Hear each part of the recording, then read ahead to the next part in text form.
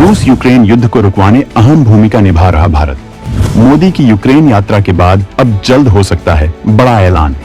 इधर यूएनएससी में भारत को स्थायी सीट दिलाने यूक्रेन ने दे डाला बयान। यूक्रेन ने कहा युद्ध रुकवाते ही भारत को मिल जाएगी यूएनएससी में स्थायी सीट।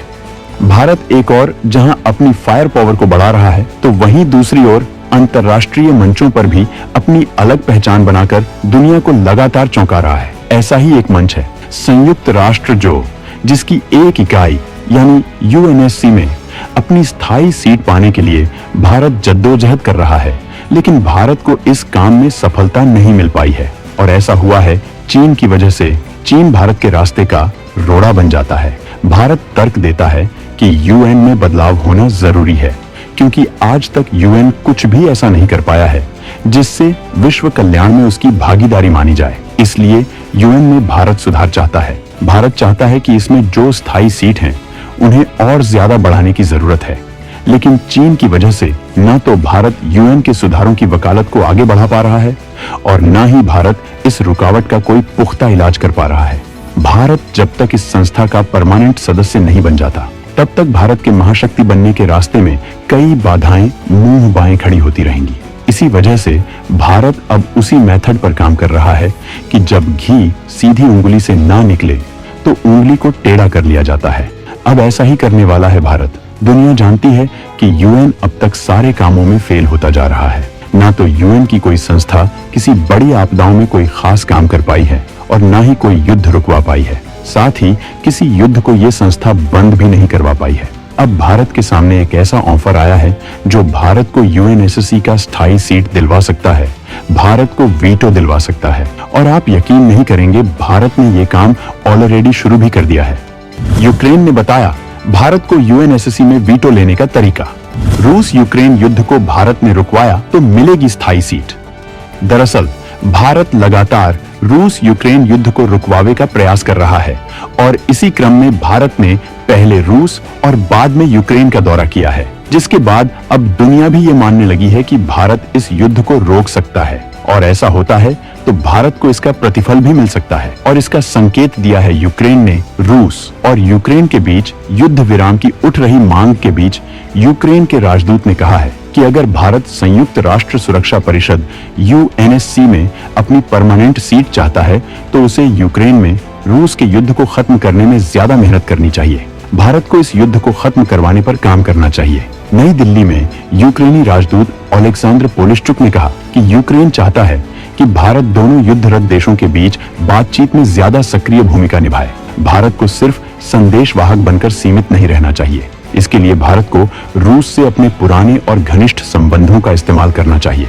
आपको बता दें कि हाल ही में भारत के विदेश मंत्री एस जयशंकर ने जर्मनी में वार्षिक सम्मेलन के दौरान जोर देते हुए कहा था कि रूस और यूक्रेन को बात करनी ही होगी और अगर वे चाहते हैं तो भारत सलाह देने को तैयार है। इसके बाद अब भारत में यूक्रेन के राजदूत ने भारत को यूएनएससी में वीटो लेने के लिए ये शर्त रखी है। भारत में यूक्रेन के राजदूत ओलेक्सांद्र पोलिश्चुक ने कहा कि यूक्रेन चाहता है कि भारत दोनों युद्धरत देशों के बीच बातचीत को आगे बढ़ाए और रूस को शांति वार्ता में शामिल होने के लिए मनाने के लिए रूस के साथ अपने संबंधों का इस्तेमाल करे। उन्होंने कहा कि यूक्रेन ने भारत को नवंबर 2024 से पहले एक शांति शिखर सम्मेलन आयोजित करने का प्रस्ताव दिया है, जिसका उद्देश्य संघर्ष को समाप्त करना है। उन्होंने कहा कि अभी तक साफ नहीं है कि भारत हमारे प्रस्ताव पर सहमत है भी या नहीं। पोलिश्चुक ने कहा कि अगर भारत अपने हितों की पूर्ति के लिए संयुक्त राष्ट्र की सुरक्षा परिषद में स्थायी सीट चाहिए तो उसे रूस से बातचीत में ज्यादा एक्टिव होना चाहिए। पोलिश्चुक ने यह भी कहा कि भारत को महज यूक्रेन और रूस के बीच संदेशवाहक की भूमिका निभाकर संतुष्ट नहीं रहना चाहिए, बल्कि अधिक मजबूत भूमिका निभानी चाहिए। आपको बता दें कि रूस और यूक्रेन के बीच फरवरी 2022 से शुरू हुए युद्ध के बाद भारत ने रूस के खिलाफ सार्वजनिक तौर पर बोलने से परहेज किया है। पीएम मोदी ने दोनों देशों के बीच संघर्ष शुरू होने के बाद हाल ही में मोदी ने रूस और यूक्रेन का दौरा कर जेलेंस्की और पुतिन से मुलाकात की थी। पीएम मोदी लगातार दोनों देशों से शांति वार्ता करने का आग्रह कर चुके हैं। पीएम मोदी ने दोनों देशों के प्रमुखों को अपने संदेश में कहा था कि यह युग युद्ध का नहीं, शांति का है। हाल ही में विदेश मंत्री एस जयशंकर ने जर्मनी में वार्षिक सम्मेलन के दौरान रूस और यूक्रेन युद्ध पर अपनी बात रखी थी। जयशंकर ने कहा था कि रूस और यूक्रेन को खुद ही बातचीत के लिए सामने आना होगा। उन्होंने यह भी कहा कि अगर वो चाहते हैं तो भारत दोनों देशों को सलाह दे सकता है। उन्होंने कहा था कि हमें नहीं लगता कि इस संघर्ष का युद्ध के मैदान में कोई हल निकलने वाला है। कहीं न कहीं कुछ बातचीत तो होगी ही, तभी कुछ समाधान निकल सकता है। उधर रूसी राष्ट्रपति पुतिन ने भी सार्वजनिक तौर पर स्वीकारा कि रूस और यूक्रेन युद्ध को समाप्त करने में भारत समेत 3 देश अहम भूमिका निभा सकते हैं और भारत पूरी ईमानदारी से अपनी कोशिश कर रहा है। पुतिन ने कहा था कि यदि यूक्रेन वार्ता को आगे ले जाने को इच्छुक है तो मैं भी ऐसा कर सकता हूं। इधर भारत भी कोशिश कर रहा है और इसी क्रम में पीएम मोदी ने भारत के एनएसए अजीत डोभाल को रूस भेजा है। भारत के राष्ट्रीय सुरक्षा सलाहकार अजीत डोभाल इस सप्ताह मॉस्को में हैं और राष्ट्रीय सुरक्षा सलाहकारों की ब्रिक्स बैठक के मौके पर पुतिन सहित वरिष्ठ रूसी अधिकारियों से मिल सकते हैं। वैश्विक शांति प्रयासों में भारत कर रहा सबसे ज्यादा काम। रूस यूक्रेन युद्ध भारत ने रुकवा दिया तो यूएन में मिल सकता है बड़ा फायदा।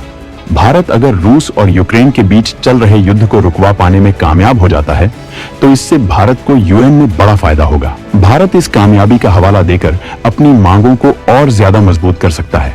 दोस्तों, अगर भारत को वीटो पावर मिलता है तो भारत की पावर काफी ज्यादा बढ़ जाएगी। अगर भारत पास ऐसी वीटो पावर आ जाती है तो काफी हद तक एशिया में शक्ति संतुलन ही बदल जाएगा। तब एशिया महाद्वीप में केवल चीन ही नहीं बल्कि भारत भी एक बड़ी राजनीतिक ताकत के रूप में शुमार होने लगेगा। अब तक एशिया को लेकर कई ऐसे फैसले संयुक्त राष्ट्र में आते हैं जिसे चीन अपनी मर्जी से मानता है या नहीं मानता है। पाकिस्तान भी चीन की एड में अपने ऐसे खेल खेलता रहा है जो दक्षिण एशिया के लिए खतरनाक बनते जा रहे हैं। विशेषज्ञों का मानना है कि अगर भारत के पास वीटो पावर होगी तो काफी हद तक न केवल पाकिस्तान की आतंकवादी गतिविधियों बल्कि चीन से उसे मिलने वाले सहयोग पर अड़ंगेबाजी लगेगी। चीन और पाकिस्तान को हमेशा ये आशंका सताती रहती है कि अगर भारत यूएनएससी में स्थायी सीट पा गया तो कभी भी सुरक्षा परिषद के स्थायी सदस्यों की मीटिंग बुला सकता है, बल्कि इस मामले पर प्रस्ताव भी ला सकता है जिसे मानना सभी देशों के लिए एक बाध्यता होगी। गौरतलब है कि जब भी भारत को स्थायी सीट का मामला आगे बढ़ता है तो इसी में अंडगेबाजी चीन की ओर से लगा दी जाती है। अब तक एशिया में केवल चीन के पास ही ये ताकत है। ये वो ताकत है जिसके जरिए आप दुनिया को लेकर किए जा रहे कई फैसलों न केवल प्रभावित करते हैं बल्कि ऐसा फैसला ले सकते हैं जिसमें आपकी ताकत जाहिर हो।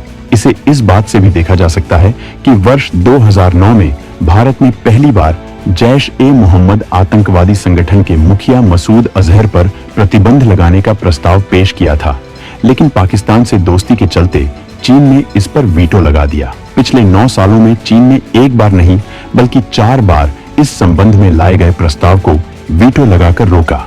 अगर भारत संयुक्त राष्ट्र का स्थायी सदस्य होता, शायद ऐसा नहीं होता। तब पाकिस्तान को भी ये डर रहता कि उसके पड़ोस में एक ऐसा देश बैठा है जो वीटो पावर से लैस है। लिहाजा पाकिस्तान लंबे समय से भारत को प्रभावित करने वाले आतंकवाद को जिस तरह प्रश्रय देता रहा है, वो करने से पहले उसे 10 बार सोचना जरूरत पड़ता।